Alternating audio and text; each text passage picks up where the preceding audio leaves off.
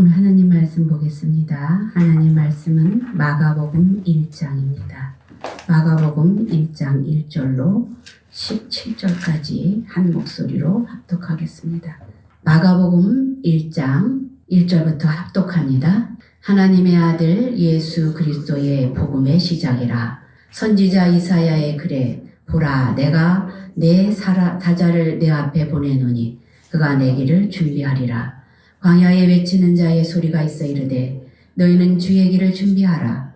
그의 오실 길을 곧게 하라. 기록된 것과 같이 세례 요한이 광야에 이르러 죄사함을 받게 하는 회개의 세례를 전파하니 온 유대 지방과 예루살렘 사람이 다 나아가 자기 죄를 제복하고 요단강에서 그에게 세례를 받더라. 요한은 낙타털 옷을 입고 허리에 가죽띠를 띠고 메뚜기와 석청을 먹더라. 그가 전파하여 이르되 나보다 능력 많으신 이가 내 뒤에 오시나니 나는 굽혀 그의 신발끈을 풀기도 감당하지 못하겠노라.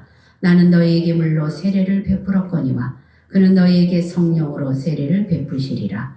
그때에 예수께서 갈릴리 나사렛으로부터 와서 요단강에서 요한에게 세례를 받으시고 곧 물에서 올라오실새 하늘이 갈라짐과 성령이 비둘기같이 자기에게 내려오심을 보시더니 하늘로부터 소리가 나기를 너는 내 사랑하는 아들이라. 내가 너를 기뻐하노라 하시니라. 성령이 곧 예수를 광야로 몰아내신지라. 광야에서 40일을 계시면서 사탄에게 시험을 받으시며 들짐승과 함께 계시니 천사들이 수종들더라. 요한이 잡히신 후 예수께서 갈릴리에 오셔서 하나님의 복음을 전파하여 이르시되 때가 찼고 하나님의 나라가 가까이 왔으니 회개하고 복음을 믿으라 하시더라. 갈릴리 해변으로 지나가시다가 시몬과 그의 형제 안드레가 바다에 금을 던지는 것을 보시니 그런 어부라. 예수께서 이르시되 나를 따라오라. 내가 너희로 사람을 낚는 어부가 되게 하리라 하시니. 아멘. 잠시 기도합니다. 하나님의 은혜를 감사함을 드립니다. 한 주간도 주님의 은혜 가운데 지켜주시고 건강한 모습으로 이렇게 뵐 수 있도록 은혜 주시니 감사함을 드립니다. 어디를 가든지 무엇을 하든지 주님이 은혜 가운데 지켜주시고 보호하심으로 저희가 살아감을 믿사오니 하나님 그 은혜를 고백하며 오늘도 믿음의 귀한 시간으로 인도해 주시옵소서. 말씀을 전하고 들을 때 깨닫는 지혜를 더해 주시옵소서. 예수님 이름으로 감사하며 기도합니다. 아멘. 우리 옆뒤 좌우 사람들에게 인사합시다. 강하고 담대합시다. 네, 한절기라 건강이 좀 좋지 않은 우리 권사님들이 계신데 건강하시길 바랍니다. 우리는 오늘서부터 마가복음을 이제 보고 있습니다. 마가복음, 우리 성경에는 4복음서가 있습니다. 마태, 마가, 누가, 요한. 이렇게 4복음이 있는데 왜 이렇게 예수님의 행적을 4복음서가 전하고 있을까? 여러분들 생각해 보셨나요? 저자마다 보는 시선과 경험이 다 다르기 때문에 그 크신 예수님을 다 말로 표현할 수 없기 때문에 다양하게 한마디로 정의할 수 없어서 다양하게 말씀을 기록하고 있는 것이 이 4복음서입니다. 마태복음을 보면은 유대인으로서 유대인에게 말씀을 증거하는 복음으로서 왕으로 오신 예수님을 말해주는데 이 예수님이 그냥 오신 것이 아니라 역사적으로 증거를 보여주는데 이 역사적인 가운데서 오신다고 약속하신 대로 오신 분이다. 이렇게 말씀을 하는데 족보를 통해서 이제 예수님이 이렇게 오셨다라고 역사성으로 입증을 해요. 그리고 누가복음은 예수님이 오신 것을 많은 사람들이 목격자들, 예수님에 대한 그 모든 것을 본 증거자들, 목격자들이 있다. 이렇게 말하면서 그 사람들의 말을 듣고 또 수집을 해서, 글을 수집을 해서 그렇게 객관적인 입장에서 헬라인들에게 예수님이 오신 것을 보여주는 사건을 누가복음이라고 말합니다. 그리고 요한복음은 예수님께서 태초에 말씀이신 분이 이 땅에 사람으로 오셔서 하나님이 사람이 되셔서 이제 우리들에게 말씀을 증거하신다. 말씀하시면 태초에 말씀이 오셔서 이 땅에 온 세상 사람들에게 교리를 통해서 교림을 중심으로 하나님 말씀을 증거하는 것이 요한복음입니다. 그런데 마가복음은 오늘 말하는 마가복음은 어떤 말씀인가? 마가는 고난의 종으로 오신 예수님을 간결하게 이렇게 말씀을 하면서 선포하는데 예수님은 이 마가복음에서는 예수님을 종으로 오신 예수님으로 표현하기 때문에 족보나 예수님의 어렸을 때나 이런 것들을 기록을 하지 않아요. 그리고 간결하게 사생에 대해서 기록하지 않고 즉시 들어가서 사역하시는 예수님을 말해주고 있는데 마가복음 10장 45절에는 전체적인 요약이라고 할 수 있는 예수님에 대한 이 구절이 있는데 한번 이 구절을 한번 다 같이 읽어봅니다. 요한복음 10장 45절입니다. 시작. 인자가 온 것은 섬김을 받으려 함이 아니라 도리어 섬기려 하고 자기 목숨을 많은 사람의 대속물로 주려 함이니라. 대속물로 주려고 종으로 오신 예수님을 선포하고 있는 것이죠. 그래서 이 마가복음이 쓰여진 이제 우리가 배경을 잠깐 살펴보면은 AD 64년에 로마의 큰 화재 사건이 일어나요. 화재 사건이 일어나는데 네로 황제가 이 정신병자 같은 이 네로 황제가 이제 시상이 떠오르지 않아서 시를 쓰는데 시상이 떠오르지 않아서 로마의 구역이 10구역이라는 이렇게 구역으로 나뉘어져 있는데 거기에 불을 지릅니다. 그래서 불을 질러서 세 구역이 다 타버리는 거예요. 우리 서울시에 예를 들면 중구, 서초구, 종로구 뭐 이런 식으로 여기 세 구가 이제 다 불이 난 거지. 그런 식으로 불을 질렀다는 것이죠. 그래서 완전히 불바다가 되었을 때 이제 이 사실을 알고 사람들이 밀란을 일으키고 네로 황제에게 이제 대적을 할 것 같으니까 어떤 희생양이 필요했어요. 그래서 어떻게 했냐면 예수님을 믿는 기독교인들을 다 모아서 박해를 하기 시작합니다. 그래서 원형 경기장 같은 데 다 모아놓고 사자밥이 되게 하고 그리고 어떤 상황이냐면 이 기둥 같은 데다 이렇게 예수 믿는 사람들을 묶어놔요. 쭉 묶어놓고 거기다 기름을 붓고 불을 태워요. 얼마나 이렇게 잔혹한 이런 이제 폭동이 일어났는데 이런 절망과 환란의 그 폭동 속에서 한 줄기 빛을 주었던 것이 이 복음서인데 이런 상황에 로마인들에게 소망을 주기 위해서 마가가 마가복음을 썼습니다. 최초로 씁니다. 마태도 누가도 아닌 마가가 최초로 이 복음서를 써서 이 복음서를 읽고 사람들이 소망을 가지게 다시 일어설 수 있도록 그러한 복된 소식을 오늘 보니까 하나님의 아들 예수 그리스도의 복음의 시작이다라고 이렇게 시작을 하고 지나가는데 어쨌든 이 마가복음은 이러한 배경 속에서 쓰여졌다는 거예요. 그래서 오늘 본문을 통해서 복음이란 무엇인가 그리고 세례 요한이 어떻게 해서 오게 됐는가 그리고 예수님이 왜 세례를 받으시는가 이 커다란 세 가지 사건을 우리가 살펴보려고 합니다. 1절에 보니까 예수님의 복음이다 이렇게 말해요. 하나님의 아들 예수 그리스도의 복음의 시작이라 이렇게 말하는 것이죠. 이 복음은 이 성경 모든 것이 핵심입니다. 그리고 복음은 이 출발점이 되는데 이 복음은 뉴 안겔리온이다 이렇게 말해요. 근데 좋은 소식이라는 뜻이에요.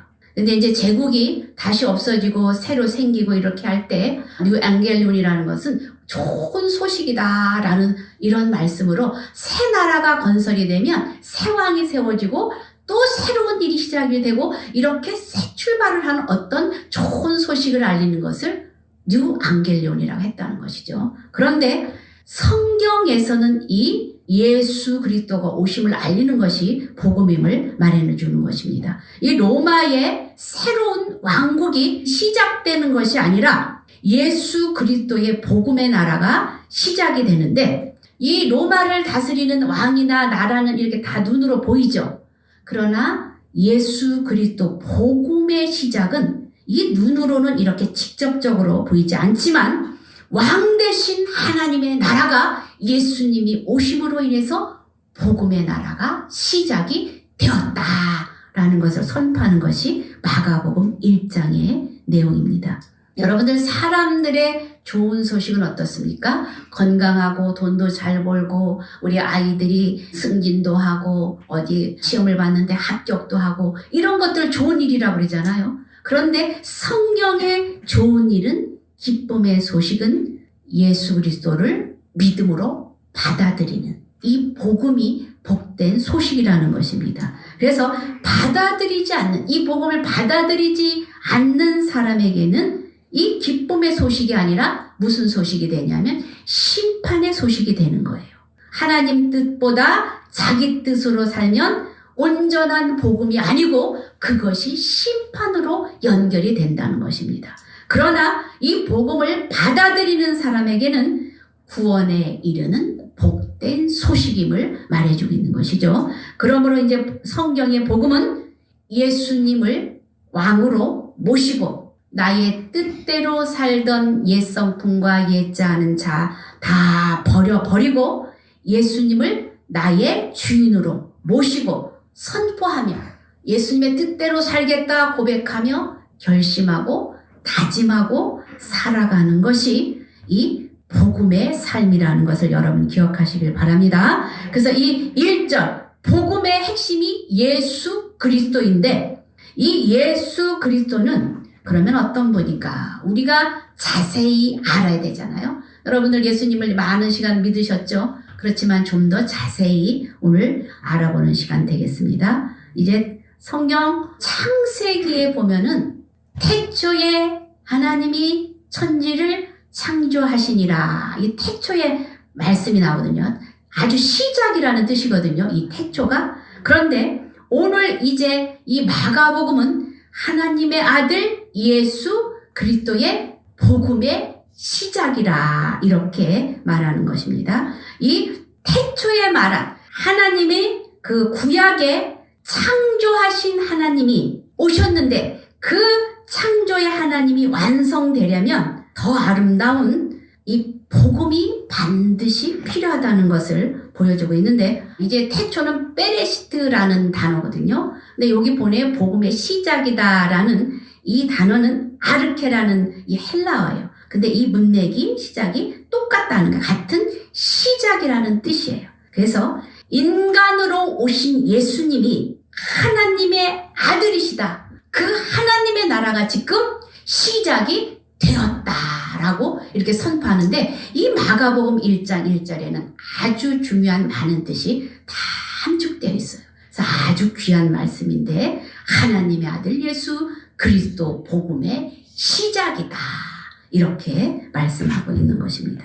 그래서 메시아이신 이 분을 믿고 그분의 통치 안에 들어가고 그 안에서 새로운 삶을 살 때 새로운 변화의 삶이 일어나는 좋은 일들이 일어난다. 그리고 이 복음은 하나님 나라로 이어지는 복된 소식임을 말씀해 주고 있습니다.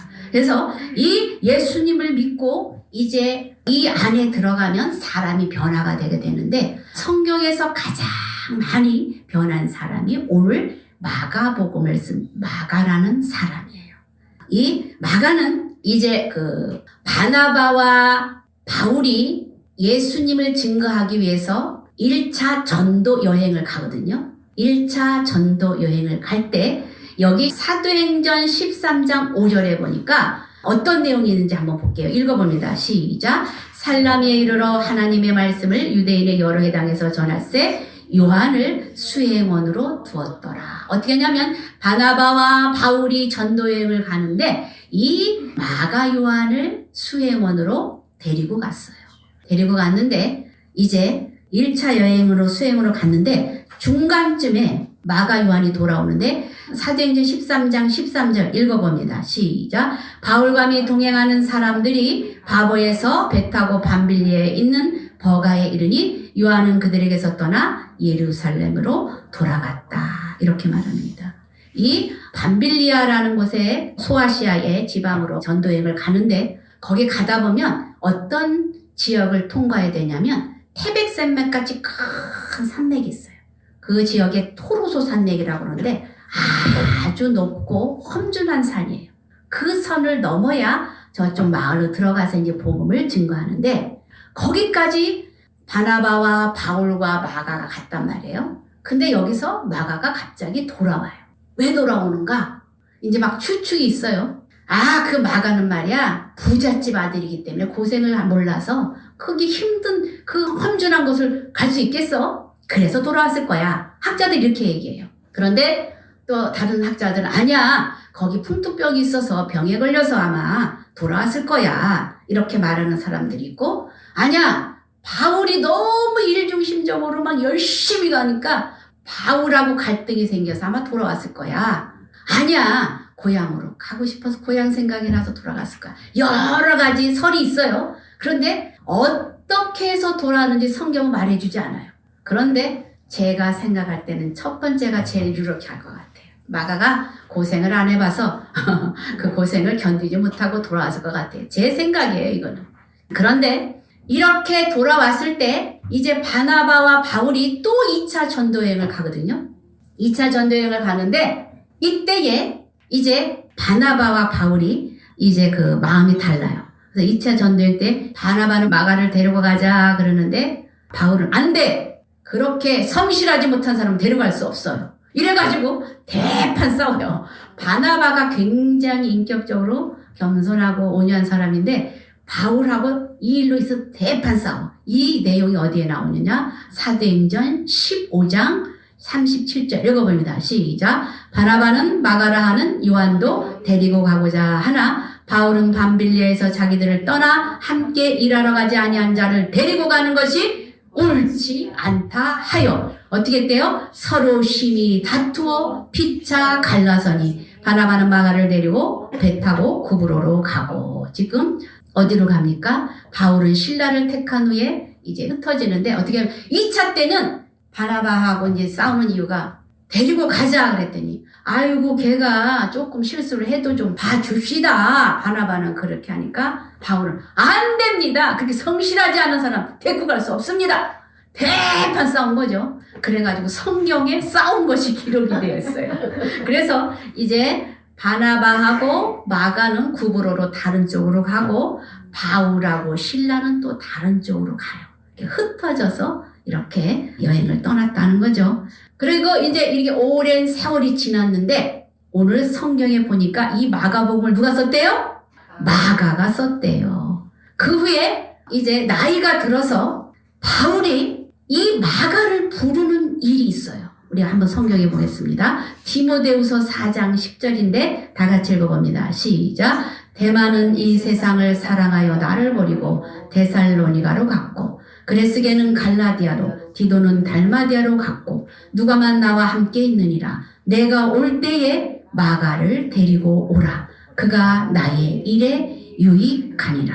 뭐라 그래요? 바울이 감옥살이를 합니다. 마지막에 그 디모데후서에 보면 감옥살이를 하는데 그 옆에서 누가가 이렇게 꼭 지키고 있습니다. 근데 이 누가에게 부탁을 하는데 마가를 좀 꼭 데리고 와라. 마가를 꼭 데리고 오는데 여기 보니까 11절 하반절에 보니까 디모데후서 4장 11절 하반절에 보니까 뭐래요? 마가를 데리고 오라. 그가 나의 일에 뭐래요? 유익하니라. 유익한 사람이라고 말하고 있습니다. 그래서 인간의 용서와 화해가 아닌 내게 유익한 사람이니까 그를 데리고 오라.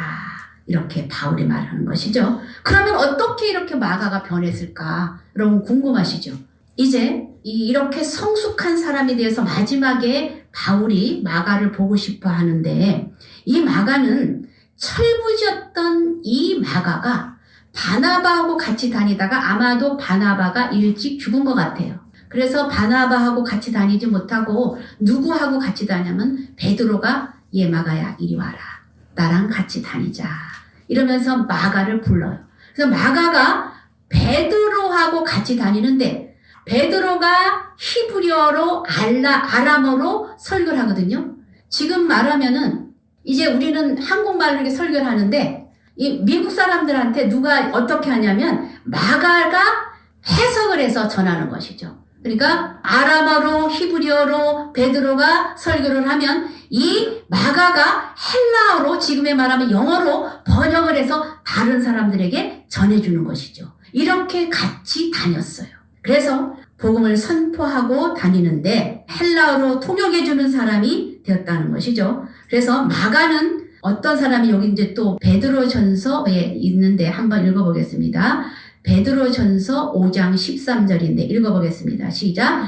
택하심을 받은 함께 받은 바벨론에 있는 교회가 너희에게 문안하고 내 아들 마가도 그리 하느니라. 그래서 베드로가 이렇게 데리고 다녔던 것을 보여주는데 이렇게 마가가 베드로하고 다니면서 변화되었다는 사실을 제가 말씀을 드립니다. 그래서 이게 마가복음까지 썼는데 이 마가는 베드로를 통해서 들은 내용들 있죠. 그 내용들을 가장 간단하게 가장 먼저 이 복음서를 쓴 사람이 마가라는 거예요.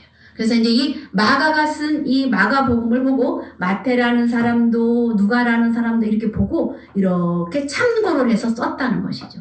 그래서 최초에 쓴 이 마가복음이 그래서 제일 중요한 거예요. 이렇게 쓰게 되는데 이처럼 복음을 받은 사람은 예수님을 주인으로 모시고 하나님이 기뻐하시는 사람이 된다는 것을 보여주는데요. 내가 기뻐하는 것이 아니라 하나님이 원하시는 그 뜻을 따라 우리 기뻐하는 그 뜻을 따라 살아갈 때 우리도 변화되어 예수님의 뒤를 따르는 사람이 되는 거죠. 그래서 변화된 모습이 가장 많이 일어난 이 마가처럼 철부지였던 이 마가가 변화가 되어서 마가복음을 쓰고 위대한 이 복음서를 이렇게 남긴 것처럼 우리도 마가처럼 변화되는 삶이 되어야 되겠죠?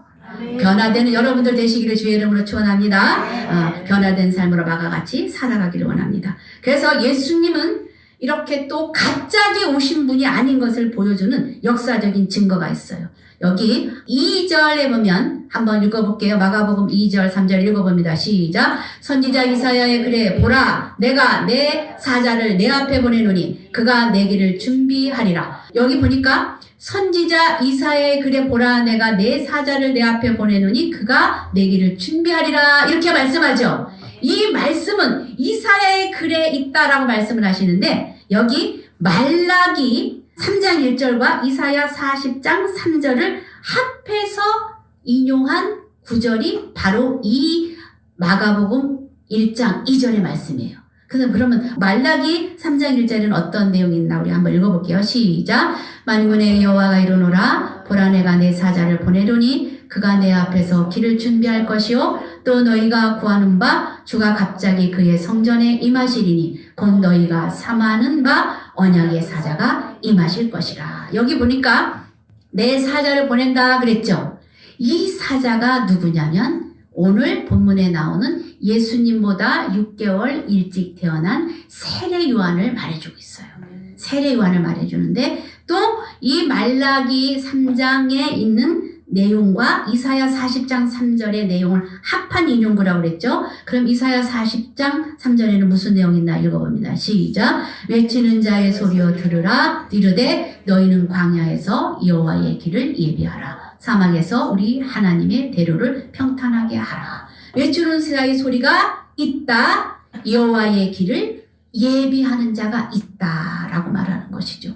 그게 누구예요? 우리 성경에 그가 세례 요한이에요. 세례 요한. 그래서 오늘 2절에 보니까 아까 그 선지자의 글에 이렇게 얘기했잖아요. 그리고 여기 마가복음 1장 3절에 보니까 광야에 외치는 자의 소리가 있어 이르되 너희는 주의 길을 준비하라. 그의 오실 길을 곧게 하라. 이렇게 말하죠.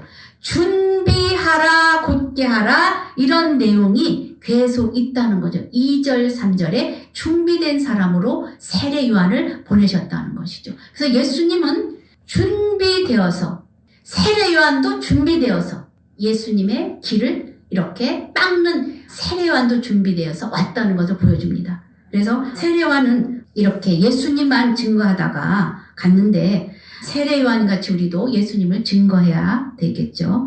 예, 증거하는데 세례 요한은 어디서 살았냐면 여기 3절에 보니까 광야에서 살았어요. 광야에서 예수님만 증거하다가 갔는데 이 길은 어떤 길입니까? 좁은 문, 좁은 길. 이렇게 예수님만 증거했었는데 그의 삶이 어땠는가 보니까 4절 볼게요. 세례요한이 광야에 이르러 제사함을 받게 하는 회개의 세례를 전파했다.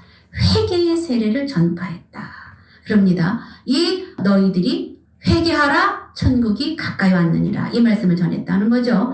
이 회개는 돌이키는 것을 말해요. 우리의 삶에서 가던 길에서 자기 뜻을 버리고 돌아서는 것. 그것을 말해주는데 헬라어로 메타노니아, 히브리어로 슈브라고 지난주에도 우리가 말씀을 살펴봤는데 이렇게 돌이키는 것을 가던 길을 돌이켜서 다시 생각하고 돌이키는 것이 회개라는 것입니다. 그래서 이제 5절 읽어봅니다. 또 읽어봅니다. 시작. 온 유대 지방과 예루살렘 사람이 다 나아가 자기 죄를 자복하고 요단강에서 그에게 세례를 받더라. 많은 사람들이 여기 와서 세례를 받습니다. 그런데 요한은 어떤 생활을 하고 있는가? 요한의 그 모습을 한번 보겠습니다. 6절 읽어봅니다. 시작. 요한은 낙타털 옷을 입고 허리에 가죽띠를 띠고 메뚜기와 석청을 먹더라. 가장 최소한의 그 당시에 사람들이 입던 옷, 아주 이렇게 낙타털 옷을 입고 먹는 것은 메뚜기와 석청으로 가장 검소하게 이렇게 최소한의 것으로 살아갔던 사람이 요한이라는 사람이에요.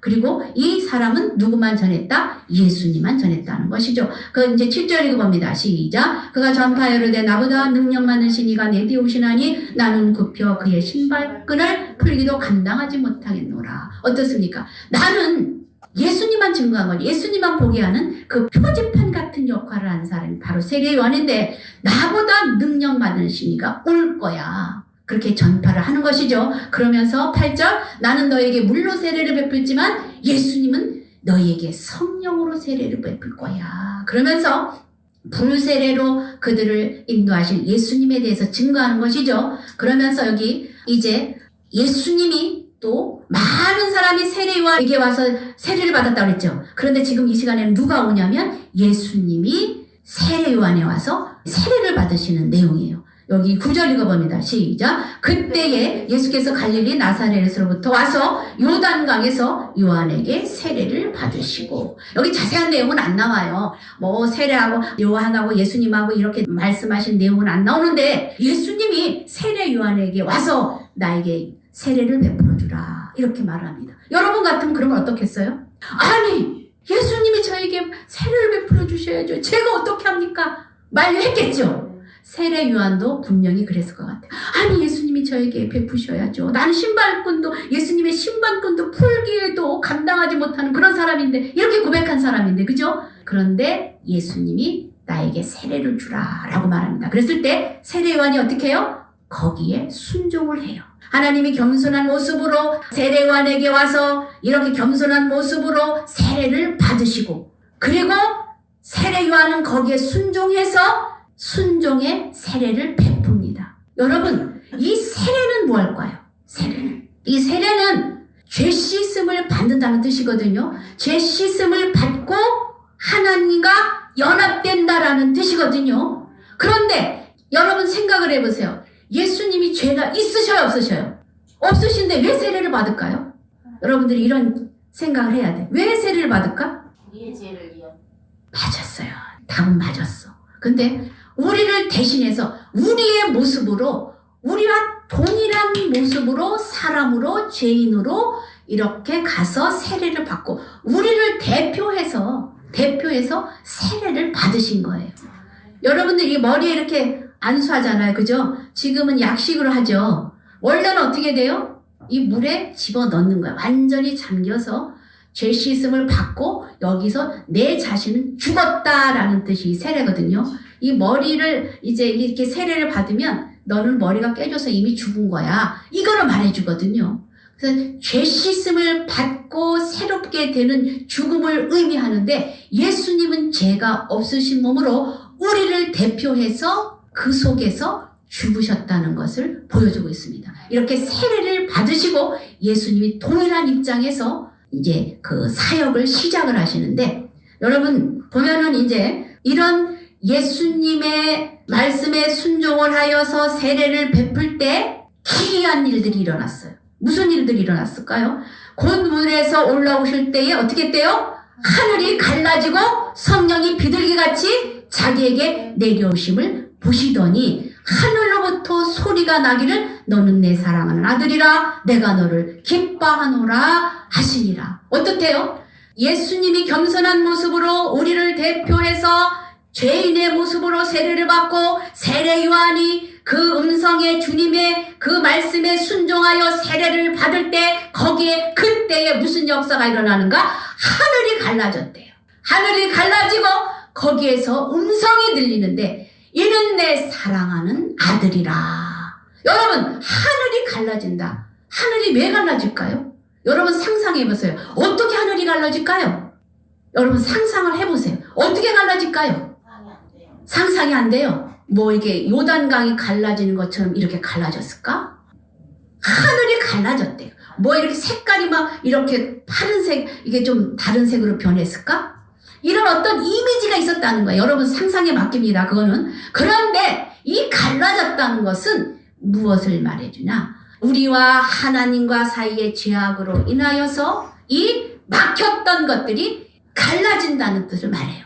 예수님이 오심으로 인해서 우리의 죄의 사이에 예수님이 오셔서 이거를 하늘과 우리가 죄로 인해서 막혀있던 것을 예수님이 가르는 사건을 말해주고 있어요. 그래서 너는 내 사랑하는 아들이라 기뻐하노라 말씀합니다. 예수님과 우리가 그 죄악으로 인해서 갈라졌던 것들이, 분리됐던 것들이 이제 소통이 되는 역할을 하시기 때문에 하나님이 기뻐하셨다는 것이죠. 내 사랑하는 아들이라 너를 기뻐하노라. 이렇게 우리가 우리의 죄를 자복하고 주님의 뒤를 따를 때, 예수님이 이러한 일들을 이제 세례를 받으시면서 시작을 할 때 우리도 예수님의 뒤를 따르는 자들로서, 여러분은 세례 받으셨죠? 세례를 받고 그 뒤를 따라가는 자들로 동일하게 길을 가고 있다는 거예요. 예수님을 믿음의 사람으로 믿고 복음의 사람으로 그 길을 가고 있는데, 어쨌든 이렇게 우리도 다짐하며 갈 때 정말 하나님이 기뻐하시는 비둘기같이 성령이 임하셨다고 그랬어요. 그래서 우리도 믿음의 사람으로 이렇게 작정을 하고 하나님의 뜻대로 갈 때에 이러한 체험을 우리도 맛보게 된다는 것입니다. 우리가 정말 진실한 믿음으로, 순종하는 믿음으로 주님의 뒤를 따를 때에 그 하나님의 기뻐하셨다는 이 소리를 우리도 듣게 될 것입니다. 예수님을 따르면 공적인 삶으로 예수님이 그 길을 갔듯이 우리들도 이제 공적인 사람이 된 거예요. 그래서 이렇게 내 자신을 내려놓고 겸손하게 하나님의 뒤를 따를 때 성령님이 임재하시고 하늘이 열리는 체험으로 우리가 이 하나님과 하늘의 능력과 연결이 되는 체험을 여러분들이 하실 것입니다. 이 열린 하늘 속에 들어가는 삶, 그리고 성령의 임재의 소리를 듣는 삶. 여기 뭐라 그랬어요? 너는 내 사랑하는 아들이라 내가 너를 기뻐하노라 이랬죠. 여러분들 기도 속에 깊이 들어갈 때 무슨 소리를, 음성을 들으셨습니까?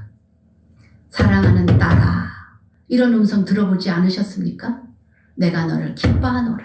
여러분들, 이 하나님의 음성을 듣는다는 것은요, 뭐 이거 무당처럼 야 내일은 뭐 어디를 가고 너는 저거를 하고 서쪽으로 가고 뭐 가서 무엇을 하고 이런 것이 음성이 아니라 하나님의 임재 속에서 들어갈 때는 너는 내 사랑하는 기뻐하는 딸이다.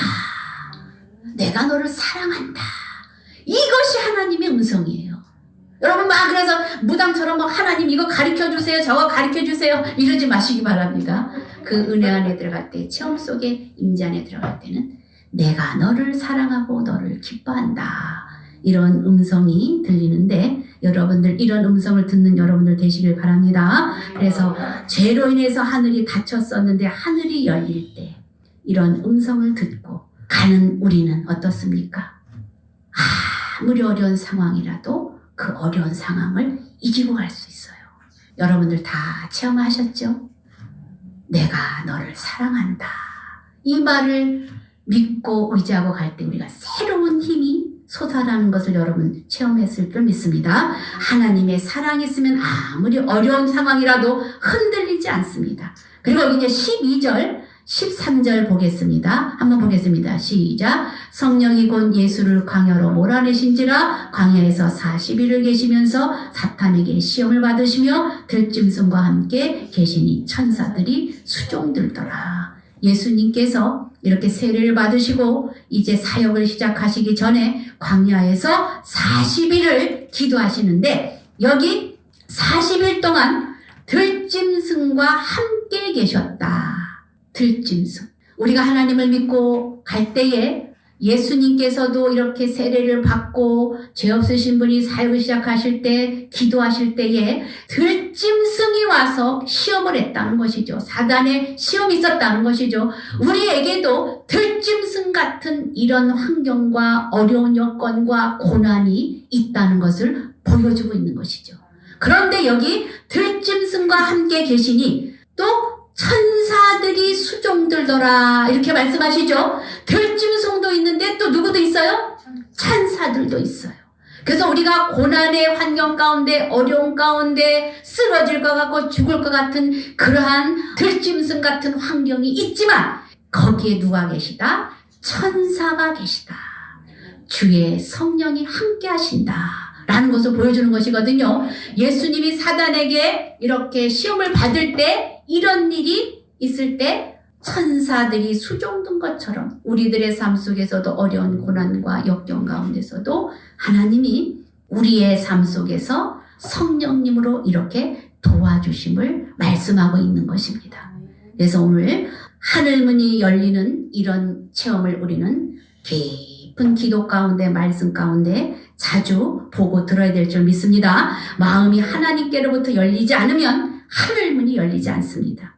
그러므로 다윗도 하나님 앞에 고백하기를 주의 얼굴을 내게서 돌리지 마소서 이렇게 기도했던 것처럼 우리도 그러한 마음으로 열린 마음으로 가시길 주의 이름으로 축원합니다. 고난의 길을 완주하면서 빼앗기지 않는 기쁨으로 하늘로부터 왔던 그 음성을 잊지 않고 다른 것에 목마르지 말고 하나님의 사랑하심의 그 말씀을 듣는 그러한 목마름만 여러분들에게 있길 바랍니다. 고난 가운데 믿고 그리하여 승리하며 가는 우리 하나로교의 모든 성도님들 다 되시기를 주의 이름으로 축원합니다. 이 시간에 우리 다 같이 한번 통성으로 기도하겠습니다. 나도 하나님의 은혜의 삶에 푹 들어가서 변화된 삶으로 주님을 닮아가게 하시옵소서. 그리고 내 마음이 열려 주의 음성을 듣게 해 주시옵소서. 고난 가운데 성령님이 함께하여 주심을 믿고 끝까지 승리하며 가게 도와주시옵소서. 이 시간에 우리가 통성으로 한번 기도하겠습니다. 주여